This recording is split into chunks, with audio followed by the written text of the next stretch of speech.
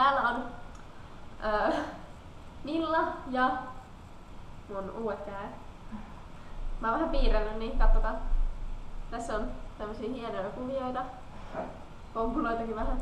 Ja tää on mun uusi paita.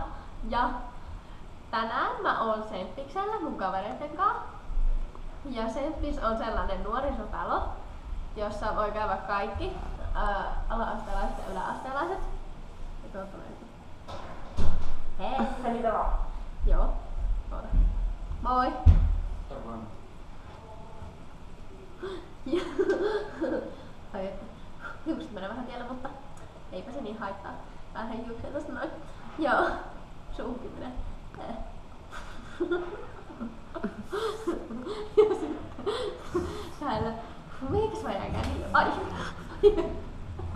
Miksi mä noin niin, että joo. Joo. Ja sitten tänään me oltiin juuri täällä Semppiksellä. Täällä on hyvä paikka. Ja kun me tultiin koulusta, me mentiin eka yhden mun kaverin kanssa kotiin. Ja mulla on ihme kuuma nyt. Joo. Ja sitten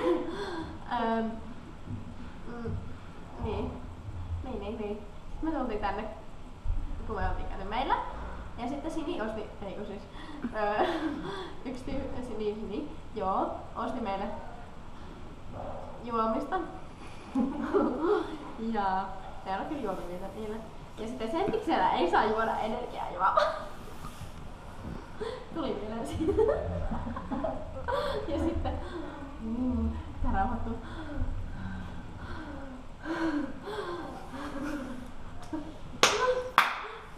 Yes. No niin, nyt on hyvä. No niin. Ja Semppis on semmonen paikka, jos niin vaikka kaikki käydä, joka mä sanoin jo. Ja, niin. Ja täällä voi käydä ala-asteelaiset ja yläasteelaiset.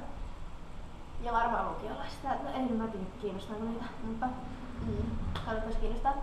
Ja ala-asteelaiset on täällä 2–4 ja 4–8 on sitten yläasteelaiset. Ja tiistaisin täällä on aina tispelit, jossa aina skapaillaan erilaisista peleistä. Ja mä yleensä voitan. No en oikeesti. Ja sitten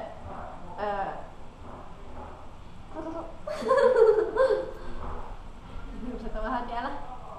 Ja tää on niin kivaa. Niin, tää on supermahtavaa. Ja kannattaa aina käydä Semppiksellä. Semppis nuorisotalo Siilijärvellä. Niin. Ja heippa kaikki! Hei hei!